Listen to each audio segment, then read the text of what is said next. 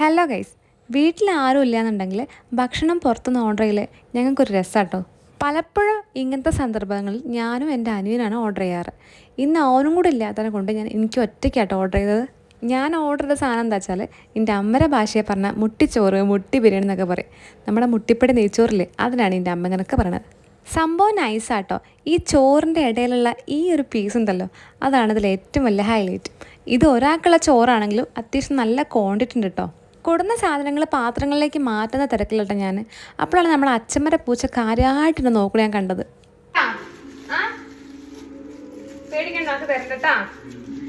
Guys, ആ പൂച്ച നമ്മളെ കാത്തുക കേട്ടോ, പാവാണ്.